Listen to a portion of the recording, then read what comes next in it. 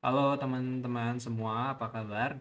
Balik lagi di channel Cufiku Invest dan kali ini saya bakal sharing tentang performa portofolio saya di bulan lalu, bulan September.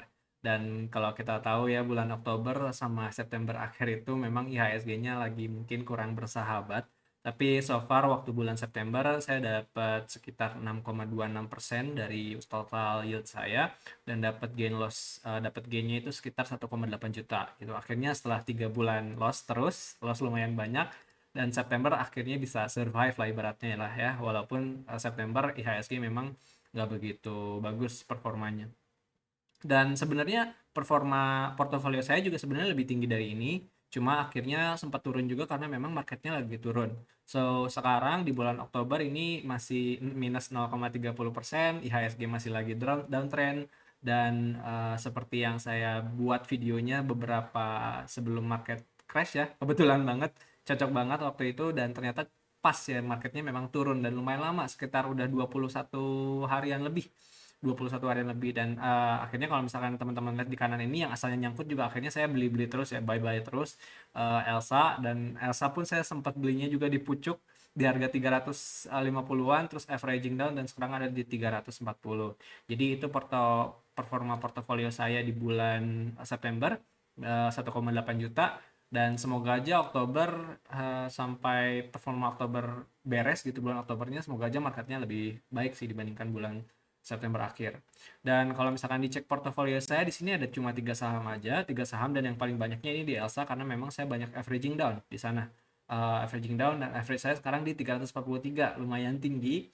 Tapi kalau misalkan saya ngelihat dari PER sama PBV-nya itu masih murah. Dan eh ya nanti saya bakal cek juga gitu kinerja kuartal tiganya itu Elsa kayak gimana. Semoga aja laporan keuangannya nggak lama juga untuk rilisnya. So ya, we'll see aja. Untuk sekarang saya hold juga walaupun floating loss-nya ini lumayan tinggi di minus 2,3 juta ya, minus 2,3 juta. Jadi memang saya sempat gain lumayan banyak September, cuma karena loss banyak nyangkut di Elsa, jadi ya lumayan tinggi juga gitu loss-nya. Di sini minus 9,2%, tapi ini belum saya jual, dan kayaknya saya mikir-mikir untuk ya udah hold dulu aja sampai laporan kuartal tiganya keluar, dan bakal kita lihat. Nah, yang di BKSL ini sebenarnya saya ikut BKSL itu karena saya kira bakal ada right issue yang di awal Oktober, tapi ternyata kayaknya di cancel right issue-nya. Jadi saya sempat oke lah, ya udah kalau gitu BKSL saya diemin dulu aja dengan value-nya 5,6 juta. Dan BKSL ini kalau saya lihat dari asetnya lumayan banyak ya, dari sorry, ekuitasnya. Jadi dari PBV-nya juga masih 0,3. So ya udah saya hold aja dulu sementara gitu BKSL, karena kan ini harganya juga udah harga 51, 50, bahkan sampai nyampe 50 juga. So ya udahlah, paling paling juga nyangkut di 50 terus gitu. Semoga aja kuartal 3 juga mereka udah punya marketing sales yang lumayan bagus gitu di BKSL ini gitu. Walaupun memang dari makroekonomi ya orang-orang sebenarnya kayaknya nggak tahu juga sih. Pokoknya saya nggak bisa omongin sih nanti kalau misalkan properti kayak gimana gitu. Cuma karena ini PBV-nya 0,3, asetnya dan ekuitasnya masih banyak ya. Kalau misalkan saya lihat, ya jadi ya udahlah, saya sangkutin aja di BKSL gitu. Siapa tahu mungkin jadi beggar, mungkin beggar pertama saya, nggak tahu juga. Dan nextnya ada di Toba. Di Toba ini, uh, nah ini adalah salah satu, bisa jadi ini, kalau misalkan saya sendiri, ini karena saya FOMO ya, kalau nggak salah saya FOMO Toba gara-gara sempet rame soal kendaraan listrik ya, itu lebih tepatnya motor listrik, karena Toba ini kerjasama sama Goto. Dan ya so far nyangkutnya lumayan dalam, minus 20, tapi value-nya juga nggak terlalu banyak, dan saya sempat cut loss juga untuk averaging down di Elsa sama BKSL. So ya udah, Toba saya biarin dulu aja. Minus juga lumayan gede, minus 640.000. Dari persenan gede banget, minus 20%. Untungnya ya value-nya nggak banyak gitu. Toba juga masih fokusnya juga masih di batu bara sih, nggak terlalu fokusnya belum belum ke kendaraan listrik juga, karena memang omsetnya juga masih dapatnya, salesnya juga masih dari batu bara. Jadi ya udahlah, saya jalanin dulu aja, saya simpen simpen dulu kayak gitu gitu. Jadi ya so far ya kayak gitu sih dari portofolio sekarang. Dan kalau misalkan dari gain or loss-nya, kalau misalnya kita cek dari bulan September, dari tanggal 1 September sampai 30 September, jadi saya nggak banyak jual beli waktu bulan September. Em, Di sini juga loss-nya cuma 2 kali ya di TB. TB juga kalau misalkan saya hold juga sebenarnya masih untung. Cuma saya nggak tahu malah gara-gara FOMO beli Toba kayaknya. Gara-gara FOMO beli Toba jadinya beli Toba dan nyangkut di Toba di lumayan dalam sekarang jadinya. Dan ada INKP ini waktu di awal bulan doang di tanggal 1. Ini juga kalau misalkan default juga masih cuan juga sebenarnya.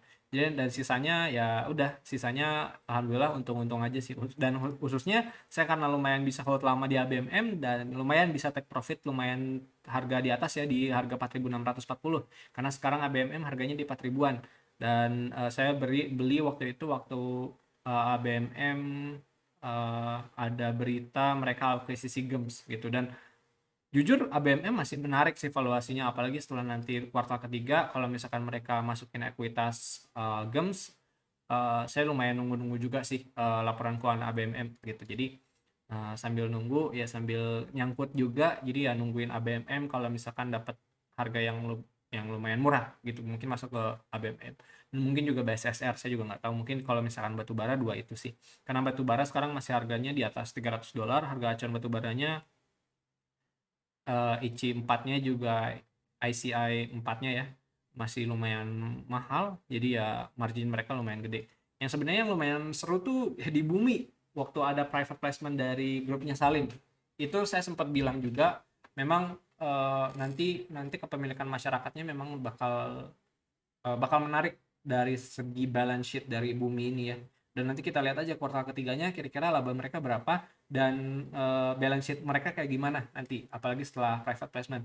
So ya, kita lihat aja nanti Bumi kayak gimana, walaupun market risk-nya udah market cap-nya udah tinggi banget gitu. Jadi ya adalah kita lihat aja marketnya kayak gimana. Semoga aja Oktober, November sama Desember itu lumayan bagus lagi performa dari marketnya. Dan yang nyangkut di saham-saham yang nyangkut ini portfolio saya jadi belakangan ini juga jadi jarang juga sih buka buka akun sekuritas. Dan sebenarnya hal yang bagus gitu karena saya udah bisa belajar untuk hold gitu ya. Dan contohnya bulan September ini saya nggak jualan banyak juga gitu, transaksinya cuma beberapa aja dan alhamdulillah cuan gitu bisa hold.